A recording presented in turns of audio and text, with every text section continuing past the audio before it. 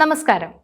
കോൺഗ്രസ് എന്ന് കേൾക്കുമ്പോൾ നമ്മുടെ മലയാളി മനസാക്ഷിയുടെ സെർച്ച് ബാറിൽ ആദ്യം തെളിയുന്നത് എന്തായിരിക്കും? സംശയമില്ല, അത് ഗ്രൂപ്പ് അടി എന്നായിരിക്കും.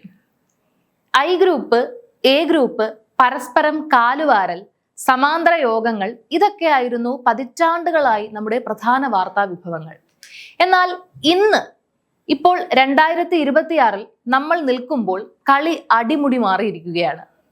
കോൺഗ്രസ് നേതാക്കളെല്ലാം ഇപ്പോൾ ഹൈടെക് ആണ്. രമേശ് ചെന്നിത്തല ഇപ്പോൾ ഒരു പോഡ്കാസ്റ്റിലാണ്. കെ.സി. വേണുഗോപാൽ തന്റെ രാഷ്ട്രീയ ജീവിതം പുസ്തകമാക്കി മാറ്റുന്നു. പണ്ട് തെരുവിലിറങ്ങി മുദ്രാവാക്യം വിളിച്ചും കല്ലെറിഞ്ഞും ഗ്രൂപ്പ് വൈരം തീർത്തവർ ഇന്ന് എയർ കണ്ടീഷൻ ചെയ്ത സ്റ്റുഡിയോകളിൽ ഇരുന്നാണ് യുദ്ധം ചെയ്യുന്നത്. ഇന്നത്തെ വീഡിയോയിൽ നമ്മൾ പ്രധാനമായും 3 കാര്യങ്ങളാണ് പരിശോധിക്കുന്നത്. ഒന്ന്, ചെന്നിത്തലയുടെ ഡിജിറ്റൽ മേക്ക് ഓവറിനെ കുറിച്ചാണ്. മുംബൈയിൽ നിന്നുള്ള PR ടീമും പോഡ്കാസ്റ്റും വഴി രമേശ് ചെന്നിത്തല ലക്ഷ്യം വെക്കുന്നത് എന്താണ്? ഇതിനെ മനപ്പായസം എന്ന് എതിരാളികൾ വിളിക്കുന്നത് എന്തുകൊണ്ടാണ്? അടുത്തത്, കെ.സി. വേണുഗോപാലിന്റെ പുസ്തക ബോംബിനെ കുറിച്ചാണ്. അനുഭവക്കുറിപ്പുകളിലൂടെ ഡൽഹിയിൽ നിന്ന് കേരളത്തിലേക്കൊരു സോഫ്റ്റ് ലാൻഡിങ്ങിന് കെ.സി. തയ്യാറെടുക്കുകയാണോ? പുസ്തകത്തിൽ ആർക്കൊക്കെയാണ് പണി വരുന്നത്? അടുത്തത്, പഴയ കരുണാകരൻ ആന്റണി യുഗം വേഴ്സസ് ഇന്നത്തെ ഹൈടെക് യുഗം. പണ്ട് PDP ലോഡ്ജിൽ നടന്ന ഗ്രൂപ്പ് പോര് എങ്ങനെ ഇന്ന് സോഷ്യൽ മീഡിയ സെല്ലുകളിലേക്ക് മാറി എന്നൊരു രസകരമായ താരതമ്യം. ആദ്യം നമുക്ക് ഈ മാറ്റത്തിന്റെ ഫ്ലാഗ്ഷിപ്പ് പ്രോജക്റ്റിലേക്ക് ഒന്ന് വരാം.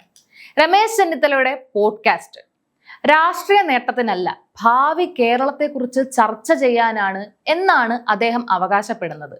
കേൾക്കുമ്പോൾ വളരെ മാന്യമായ ഒരു നീക്കമായി തോന്നാം. പക്ഷേ ഈ പോഡ്കാസ്റ്റിന്റെ പിന്നാമ്പുറം ചെന്ന് നോക്കിയാൽ മറ്റൊരു വലിയ ഇൻഡസ്ട്രി തന്നെ അവിടെ പ്രവർത്തിക്കുന്നത് കാണാൻ സാധിക്കുന്നു. ഇതിന് പിന്നിൽ പ്രവർത്തിക്കുന്നത് വെറും ഒരു സോഷ്യൽ മീഡിയ ഹാൻഡ്ലർ അല്ല, മറിച്ച് മുംബൈയിൽ നിന്നുള്ള ഒരു പ്രൊഫഷണൽ PR ഏജൻസിയെയാണ് ചെന്നിത്തല തന്റെ പ്രതിച്ഛായ ഒന്ന് മിനുക്കിയെടുക്കാൻ ഏൽപ്പിച്ചിരിക്കുന്നത് എന്നാണ് പുറത്തു വരുന്ന വാർത്തകൾ. എന്തിനാണ് ഈ ഒരു നീക്കം?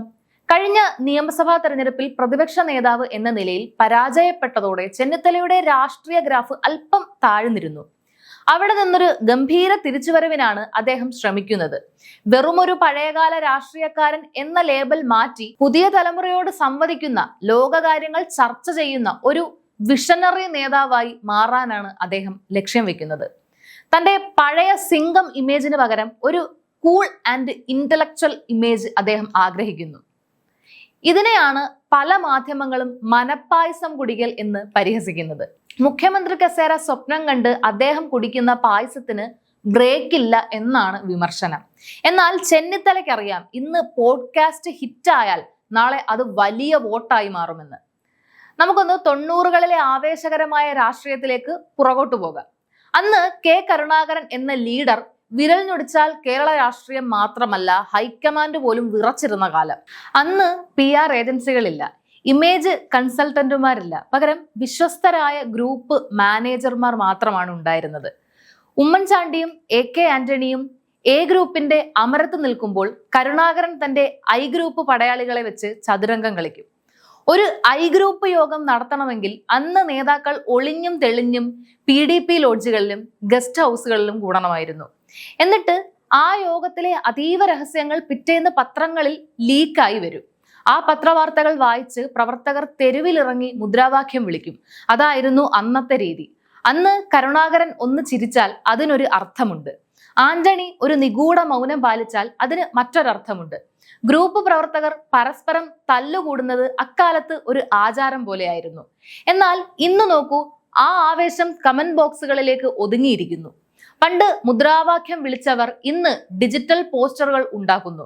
ഗ്രൂപ്പ് മീറ്റിംഗുകൾ ഇന്ന് സൂം കോളുകളിലും വാട്സപ്പ് ഗ്രൂപ്പുകളിലും നടക്കുന്നു. പണ്ട് കരുണാകരനെ സിംഗം പോലെ അവതരിപ്പിക്കാൻ സിനിമകൾ വന്നിരുന്നുവെങ്കിൽ ഇന്ന് ചെന്നിത്തല അത് സ്വന്തം പോഡ്കാസ്റ്റിലൂടെ സ്വയം ചെയ്യുന്നു. ഇതിനിടയിലാണ് കോൺഗ്രസ് രാഷ്ട്രീയത്തിലെ ഏറ്റവും തന്ത്രശാലിയായ മറ്റൊരു നേതാവ് കടന്നു വരുന്നത്, കെ.സി. വേണുഗോപാൽ. ഡൽഹിയിലെ AICC ആസ്ഥാനത്ത് രാഹുൽ ഗാന്ധിയുടെ വിശ്വസ്തനായിരിക്കുന്ന കെ.സി. കേരള രാഷ്ട്രീയത്തിലേക്ക് ഒരു സോഫ്റ്റ് ലാൻഡിംഗ് നടത്താൻ തയ്യാറെടുക്കുകയാണ്. അതിനായി അദ്ദേഹം കയ്യിലെടുത്തിരിക്കുന്നത് ഒരു പുസ്തകമാണ്. സാധാരണ രാഷ്ട്രീയക്കാർ പുസ്തകം എഴുതുന്നത് രാഷ്ട്രീയത്തിൽ നിന്ന് വിരമിക്കാൻ നേരമാണ്. എന്നാൽ കെ.സിയുടെ ടൈമിംഗ് അപാരമാണ്. തന്റെ രാഷ്ട്രീയ ജീവിതത്തിലെ അനുഭവങ്ങൾ പങ്കുവെക്കുമ്പോൾ തന്നെ തന്റെ വളർച്ചയിൽ അസൂയ പൂണ്ടവർക്കും തനിക്ക് പാര വെച്ചവർക്കും സൂക്ഷ്മമായ ചില പണികൾ അദ്ദേഹം അതിൽ ഒളിപ്പിച്ചു വെച്ചിട്ടുണ്ടെന്നാണ് അണിയറ സംസാരം. വി ഡി സതീശനും കെ സുധാകരനും ഗ്രൂപ്പുകൾക്ക് അതീതമാണെന്ന് പറഞ്ഞു നടക്കുമ്പോഴും ചെന്നിത്തല പോഡ്കാസ്റ്റ് ഇറക്കുമ്പോൾ കെ സി പുസ്തകവുമായി വരുന്നത് ഒരു ഗംഭീര മത്സരം തന്നെയാണ്. ചെന്നിത്തല ഡിജിറ്റൽ മീഡിയ വഴി യുവാക്കളെ പിടിക്കാൻ നോക്കുമ്പോൾ കെ സി തന്റെ അനുഭവ സമ്പത്തും ഹൈക്കമാൻഡ് ബന്ധവും ഒരു പുസ്തകത്തിലൂടെ വോട്ടർമാരുടെ ഹൃദയത്തിലേക്ക് എത്തിക്കാൻ നോക്കുന്നു. കോൺഗ്രസിനുള്ളിലെ വരാനിരിക്കുന്ന അധികാര പോരാട്ടത്തിന്റെ തുടക്കമാണിതെന്ന് നിരീക്ഷകർ വിലയിരുത്തുന്നു. പലരും ചോദിക്കുന്നുണ്ട്, ഈ ഹൈടെക് പരിപാടികൾ കൊണ്ട് കോൺഗ്രസിന് ഭരണം കിട്ടുമോ എന്ന്. സത്യം പറഞ്ഞാൽ ഗ്രൂപ്പ് കളി ചത്തു എന്ന് ആരും കരുതണ്ട, അത് കുറച്ചുകൂടി പ്രൊഫഷണലായി എന്ന് മാത്രം. പണ്ട് അണികൾ തെരുവിൽ തല്ലുകൂടിയെങ്കിൽ ഇന്ന് നേതാക്കൾ ഡിജിറ്റൽ പ്ലാറ്റ്ഫോമുകളിൽ സ്ക്രിപ്റ്റഡ് വീഡിയോകളുമായി വരുന്നു.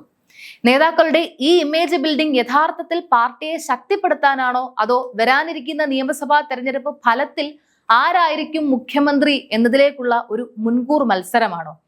ചെന്നിത്തലയുടെ പ്രത്യേക PR ടീമും മുംബൈ ഏജൻസിയും ഒക്കെ വിരൽ ചൂണ്ടുന്നത് ഒരു കാര്യം വ്യക്തമാണ്. കോൺഗ്രസിൽ ഇനിയുള്ള കാലം PR യുദ്ധങ്ങൾ നിർണായകമാകും.